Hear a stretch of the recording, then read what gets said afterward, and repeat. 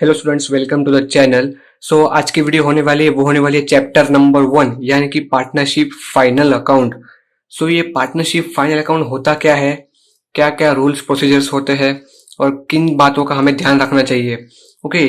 First of all हम बात करेंगे कि पार्टनरशिप यानी कि जो फाइनल अकाउंट है वो क्यों प्रिपेयर करते हैं, राइट। फाइनल अकाउंट का प्रिपेयर करने का एक ही मकसद होता है कि जो पूरे ईयर में हम जो ऑर्गेनाइजेशन ओपन करते हैं उस ऑर्गेनाइजेशन में कितना प्रॉफिट हुआ है और कितना लॉस हुआ है वो जानने के लिए हम पार्टनरशिप फाइनल अकाउंट यानी कि फाइनल अकाउंट प्रिपेयर करते हैं उस कंपनी का। यही सबसे इंपॉर्टेंट चीज है फाइनल अकाउंट की।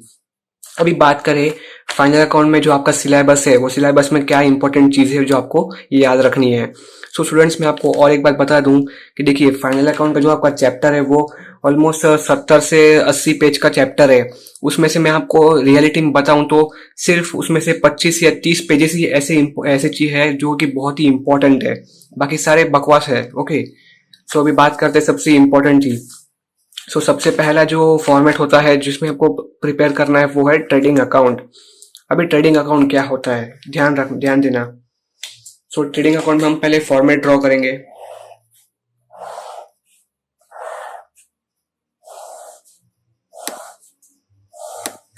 ओके। ये होता है फॉर्मेट। इस साइड होती है डेबिट साइड और जो ये वाली साइड होती है वो होती है क्रेडिट साइड। अभी देखो क्या होता है, जो डेबिट साइड में जितने भी आइटम्स आने वाले हैं वो सारे आने वाले हैं इनडायरेक्ट एक्सपेंसेस। व्हाट। अब अभी इनडायरेक्ट एक्सपेंसेस क्या है। स्टूडेंट्स, इनडायरेक्ट एक्सपेंसेस मींस जितने भी एक्सपेंसेस जो मैन्युफैक्चरिंग के वक्त यानी कि प्रोडक्शन के वक्त होने वाले हैं उसे हम कहते हैं इनडायरेक्ट एक्सपेंसेस। ये सारे एक्सपेंसेस आने वाले हैं ट्रेडिंग अकाउंट के डेबिट साइड में। अब एक क्रेडिट साइड में क्या आएगा, यहाँ पे आएगा indirect income, that is I. जितने भी इनकम जो होने वाले हैं मैन्युफैक्चरिंग प्रोसेस के वक्त सारे इनकम को हम रिकॉर्ड करेंगे ट्रेडिंग अकाउंट के क्रेडिट साइड में। ये था ट्रेडिंग अकाउंट का कंसेप्ट, राइट। अभी बात करें सेकंड कंसेप्ट की, वो है profit and loss account. Profit and loss account में सेम होने वाला है।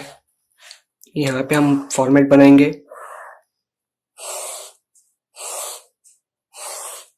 अभी देखना, अभी इस ये वाली साइड है डेबिट साइड और ये साइड है क्रेडिट साइड। अभी इस अकाउंट में क्या होने वाला है कि इस अकाउंट में कौन सी हम रिकॉर्ड करने वाले हैं आइटम्स। यहाँ पे हम रिकॉर्ड करना है डायरेक्ट एक्सपेंसेस। अभी डायरेक्ट एक्सपेंसेस क्या होता है, जैसे कि हमने ट्रेडिंग अकाउंट में जाना कि जो इनडायरेक्ट एक्सपेंसेस होते हैं वो हम डेबिट साइड में रिकॉर्ड करते हैं, वैसे ही प्रॉफिट एंड लॉस अकाउंट में जितने भी डायरेक्ट एक्सपेंसेस होंगे यानी कि जितने भी एक्सपेंसेस जो मैन्युफैक्चरिंग के प्रोसेस के बाद में होते हैं उसे हम कहते हैं डायरेक्ट एक्सपेंसेस। डायरेक्ट एक्सपेंसेस हम डेबिट साइड में रिकॉर्ड करने वाले हैं और क्रेडिट साइड में हम रिकॉर्ड करने वाले हैं डायरेक्ट इनकम। जितनी भी इनकम होने वाली है मैन्युफैक्चरिंग प्रोसेस के बाद वो सारी इनकम हम करने वाले हैं प्रॉफिट एंड लॉस अकाउंट के क्रेडिट साइड में। ओके। अभी बात करें बैलेंस शीट। बैलेंस शीट ये कंसेप्ट किसको नहीं पता, ये कंसेप्ट सभी को पता है। हम इसका भी प्रॉफिट बना लेते हैं फॉर्मेट एक। लेफ्ट साइड में रहने वाला है लाइबिलिटी और राइट साइड में रहने वाली है एसेट। अभी लाइबिलिटीज, जितनी भी लाइबिलिटीज ऑर्गेनाइजेशन पे करने वाली है वो हम लाइबिलिटी सेक्शन में रिकॉर्ड करेंगे और जितना भी एसेट वो पर्टिकुलर ईयर में हुआ होगा वो सारे एसेट्स हम बैलेंस शीट के एसेट साइड में रिकॉर्ड करेंगे। इसका मीनिंग सिंपल यही है। ओके। अभी बात करें पार्टनर्स कैपिटल और करंट अकाउंट।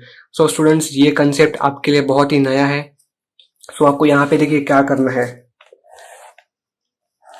इसका भी फॉर्मेट बना जाए। अभी देखो यहाँ से डेबिट साइड, यहाँ पे है क्रेडिट साइड। आप सोच रहे होंगे कि यहाँ पे पार्टनर्स कैपिटल और करंट अकाउंट क्यों लिखा है। स्टूडेंट्स, अगर ट्रायल बैलेंस में कैपिटल अमाउंट दी होगी, सिर्फ कैपिटल अमाउंट दी होगी तो आपको simply partners capital account open करना है। और कभी भी ट्रायल बैलेंस में कैपिटल बैलेंस के साथ करंट अकाउंट का बैलेंस भी दिया होगा तो सिर्फ आपको करंट अकाउंट ही ओपन करना है। ओके।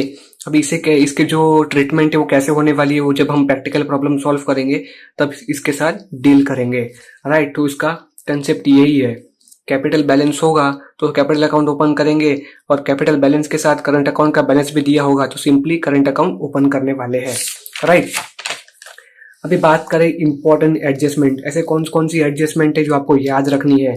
सो ये मैंने सारी एडजस्टमेंट कवर किए जो स्पेशली बोर्ड एग्जाम के एंगल से पूछे जाते हैं एग्जाम्स में। ओके, सो नंबर 1 है क्लोजिंग स्टॉक। आप अपने टेक्स्ट बुक का कौन सा भी प्रॉब्लम उठा के देख लो, क्लोजिंग स्टॉक हर एक प्रॉब्लम में मिलने ही वाला है। सो क्लोजिंग स्टॉक की ट्रीटमेंट कैसे करने वाले हैं देखिए। देखिए, हर जितने भी एडजस्टमेंट्स दिए होंगे, हर एक एडजस्टमेंट के 2 इफेक्ट होते हैं। आपको 2 इफेक्ट दिमाग में याद रखना है। पहला इफेक्ट है क्लोजिंग स्टॉक। क्लोजिंग स्टॉक का मीनिंग ये होता है कि जो ऑर्गेनाइजेशन है, उस ऑर्गेनाइजेशन में जो आखिरी में बचने वाला स्टॉक है उसे हम क्लोजिंग स्टॉक कहते हैं, और उस बचे हुए स्टॉक को हम अगले साल में कैरी डाउन करते हैं, ब्रॉट डाउन करते हैं। ओके, तो उसकी ट्रीटमेंट क्या होने वाली है। आपको ट्रेडिंग अकाउंट के क्रेडिट साइड में सिंपली लिखना है बाय क्लोजिंग स्टॉक अकाउंट, और जो दूसरा इफेक्ट है वो है बैलेंस शीट के एसेट साइड में क्लोजिंग स्टॉक। राइट। सो ये सबसे इंपॉर्टेंट चीज है, इसका ट्रीटमेंट यही होने वाला है और अच्छे से याद रखो। दूसरा है डेप्रिसिएशन। और मैं आपको एक बात बता दूं कि जो डेप्रिसिएशन की जो एडजस्टमेंट है वो बोर्ड के एंगल से सबसे फेवरेट एडजस्टमेंट मानी जाती है। ओके, डेप्रिसिएशन बहुत ही इंपॉर्टेंट एडजस्टमेंट है। अभी इस एडजस्टमेंट को कैसे डील करना है देखिए। फर्स्ट इफेक्ट है प्रॉफिट एंड लॉस अकाउंट के debit side. Profit and loss account के डेबिट साइड में लिखना है टू डेप्रिसिएशन। फिर जो सेकंड इफेक्ट है वो होने वाला है बैलेंस शीट के एसेट साइड। सिंपली जो भी पर्टिकुलर आइटम दी होगी उसमें से हमें माइनस करना है। फॉर एग्जांपल मशीनरी दी है, सो मशीनरी में हमें 10,000 डेप्रिसिएशन लगाना है, इसलिए हम लेस करेंगे डेप्रिसिएशन 10,000 उस पर्टिकुलर आइटम से, यानी कि रिस्पेक्टिव आइटम से। ओके, फिर बात करें हमारा थर्ड जो कि है आउटस्टैंडिंग एक्सपेंसेस। आउटस्टैंडिंग एक्सपेंसेस का मीनिंग ये होता है कि जो भी एक्सपेंसेस हमें करने हैं और जो भी एक्सपेंसेस बचे हुए हैं वो हमें भरने हैं आगे जाके।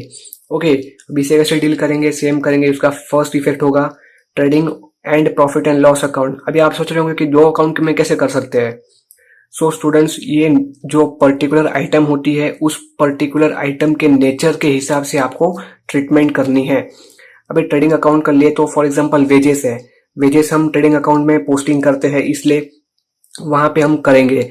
और बात करें सैलरी, तो salary profit and loss account के डेबिट साइड में लिखते हैं, इसलिए हम सैलरी में ये इफेक्ट करेंगे।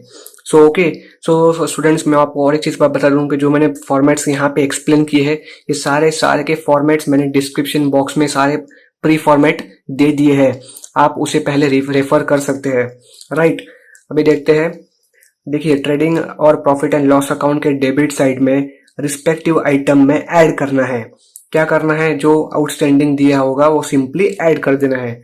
और दूसरा इफेक्ट होने वाला है वो होने वाला है बैलेंस शीट के लाइबिलिटी साइड में एज आउटस्टैंडिंग एक्सपेंसेस। ओके, अभी फोर्थ है प्रीपेड एक्सपेंसेस। इसका मीनिंग है जो हमें भरना था वो हमने पहले ही भर दिया, मीन्स एडवांस में इसके पेमेंट कर दी। तो उसका पहला इफेक्ट क्या होगा, पहला इफेक्ट होने वाला है ट्रेडिंग अकाउंट और प्रॉफिट एंड लॉस अकाउंट के डेबिट साइड में लेस करेंगे रिस्पेक्टिव आइटम से। और सेकंड इफेक्ट होने वाला है वो होने वाला है बैलेंस शीट के एसेट साइड में सिंपली हम लिखेंगे प्रीपेड एक्सपेंसेस। ओके, अभी बात करें फिफ्थ, इंटरेस्ट ऑन कैपिटल और इंटरेस्ट ऑन ड्राइंग्स। आप पहले क्या करते थे, 11th स्टैंडर्ड में जो इंटरेस्ट रहता था वो आप सिंपली कैपिटल बैलेंस में से माइनस करते थे, बट इन दिस सिचुएशन आपको एक अलग ट्रीटमेंट देखने को मिलेगी। सो इंटरेस्ट ऑन कैपिटल की एडजस्टमेंट आएगी तो आपको सिंपली पहला इफेक्ट करना है प्रॉफिट एंड लॉस अकाउंट के डेबिट साइड में to interest on capital, simply ये लिखना है। और सेकंड इफेक्ट होने वाला है पार्टनर्स कैपिटल और करंट अकाउंट के क्रेडिट साइड में बाय इंटरेस्ट ऑन कैपिटल, सिर्फ यही लिखना है। बाय कैपिटल दिया होगा तो कैपिटल में लिखेंगे, करंट दिया होगा तो करंट में लिखेंगे। राइट। अभी बात करें आखिरी एडजस्टमेंट की जो कि इंपॉर्टेंट है, इंटरेस्ट ऑन ड्राइंग्स। अभी देखिए स्टूडेंट्स, मैंने यहाँ पे लिखा है ओनली फॉर 6 मंथ्स। अभी देखिए ना, हम जो भी ड्राइंग्स कैलकुलेट करने वाले हैं पूरे प्रॉब्लम में, देखिए पूरे अकाउंटेंसी सिलेबस में जब भी कोई भी ड्राइंग्स का इश्यू होने वाला होगा तो आपको सिंपली फॉर 6 मंथ्स के लिए ही चार्ज करना है। अगर आपको एक ईयर के लिए दिया होगा तो फिर कोई प्रॉब्लम नहीं है, अगर आपको स्पेसिफाई नहीं किया है तो समझ लेना कि आपको ड्राइंग्स हमेशा 6 मंथ्स के लिए ही चार्ज करना है। अगर आप 6 मंथ्स के लिए चार्ज नहीं करते तो आपको सिंपली समझ लेना है कि आपका प्रॉब्लम एक गलत दिशा में जा रहा है, राइट। तो इस केस में पहले इफेक्ट होने वाला है वो होने वाला है प्रॉफिट एंड लॉस अकाउंट के क्रेडिट साइड में क्या लिखेंगे, by interest on drawing simply. और सेकंड इफेक्ट होने वाला है बाय पार्टनर्स कैपिटल और करंट अकाउंट के डेबिट साइड में, यानी कि to interest on drawings. Okay, ये थी इंपॉर्टेंट एडजस्टमेंट। अब बात करें बैड डेट्स की ट्रीटमेंट। बहुत सारे बच्चे बैड डेट्स में भूल जाते हैं कि कैसे करना है कैसे करना है। ओके, सो मैंने यहाँ पे सबसे सिंपल मेथड बताया है। आप जब भी बैड डेट्स की ट्रीटमेंट करेंगे तो पहला इफेक्ट होने वाला है बैलेंस शीट के एसेट साइड में। हम सारी ट्रीटमेंट्स बैड डेट्स की करने वाले हैं सन्ड्री डेटर्स से। ओके, सो सन्ड्री डेटर्स में क्या करना है, जो भी वैल्यू दी होगी सन्ड्री डेटर्स में से उसमें से बैड डेट्स माइनस करना है। अगर बैड डेट्स दिया है तो बैड डेट्स माइनस करना है, और जो उसके बाद में वैल्यू निकलेगी उस वैल्यू से आरडीडी माइनस करनी है, यानी कि reserve for doubtful debts minus करना है। फिर जो फाइनल वैल्यू निकलेगी उस वैल्यू में से हमें आरबीडीडी माइनस करना है, यानी कि reserve for discount on debtors minus करना है। ये तीनों प्रोसीजर्स के बाद जो वैल्यू मिलेगी वो आपकी होगी फाइनल वैल्यू। और सेकंड इफेक्ट है वो है प्रॉफिट एंड लॉस अकाउंट के डेबिट साइड में। अगर यहाँ पे हमने बैड डेट्स माइनस किया तो सिंपली लिख देंगे टू बैड डेट्स अकाउंट।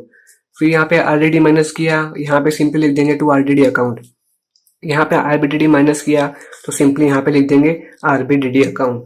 इतना सिंपल है बैड डेट्स का ट्रीटमेंट। ओके, और अगर आपको कोई भी डाउट रहेगा तो आप सिंपली कमेंट पे आप लिख सकेंगे। ओके, अभी बात करें हिडन एडजस्टमेंट।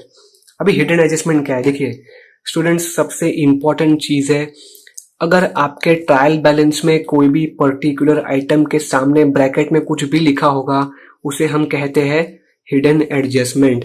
बच्चों को लगता है कि इसी शोपीस के लिए लिखा है ब्रैकेट में, बट ये एक एडजस्टमेंट होती है, इसे भी हमें ट्रीट करना होता है प्रॉब्लम सॉल्व करने के वक्त। कोई भी आइटम के सामने ब्रैकेट में कुछ भी लिखा होगा तो उसे आपको समझ लेना है कि वो हिडन एडजस्टमेंट है, राइट। अभी एक थोड़ा एग्जाम्पल लेते हैं, मैंने अभी 3 एग्जाम्पल लिए है। सो हमारा ईयर है 31 मार्च 2012, मीन्स ये हमारा फाइनेंशियल ईयर है।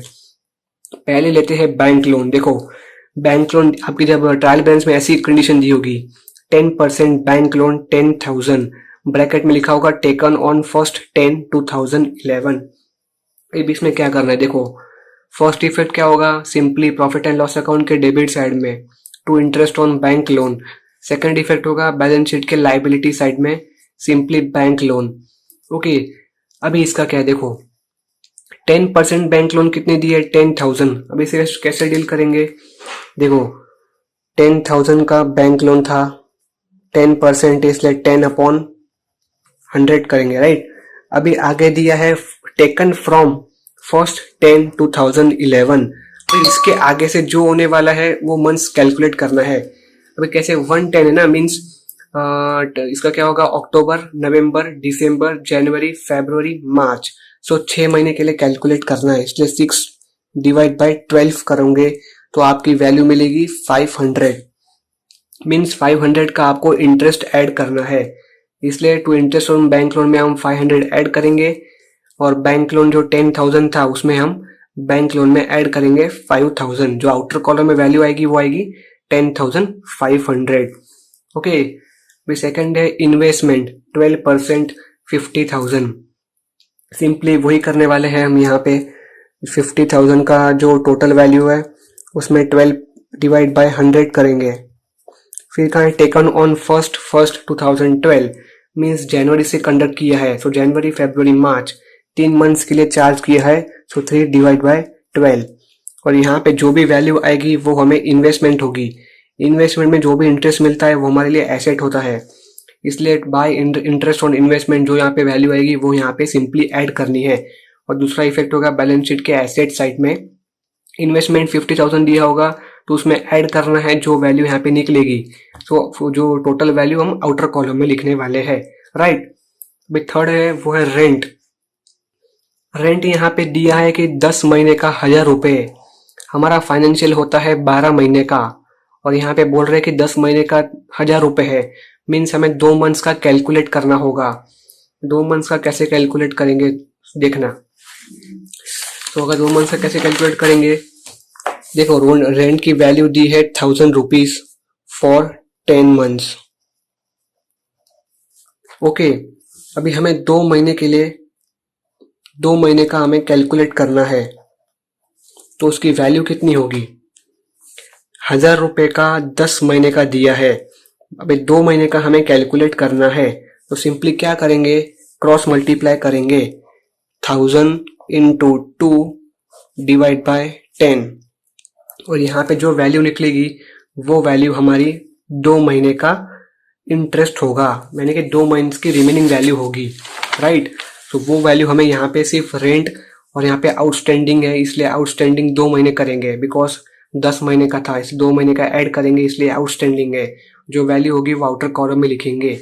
सेकंड इफेक्ट होगा बैलेंस शीट के लायबिलिटी साइड में, सिंपली लिख देंगे आउटस्टैंडिंग रेंट, ये वैल्यू जो नई वैल्यू निकलेगी वो। ओके, तो ये थे सारे concepts, hidden adjustment, some important adjustments और formats of final account. So students, आपको अगर कोई भी डाउट रहने वाला है तो आप सिंपली कमेंट पे लिखें, हम आपके कमेंट्स को जरूर पढ़ेंगे और इसे हम इम्प्रूव करेंगे, राइट। ओके, तो चलिए मिलते हैं हमारे नेक्स्ट वीडियो में।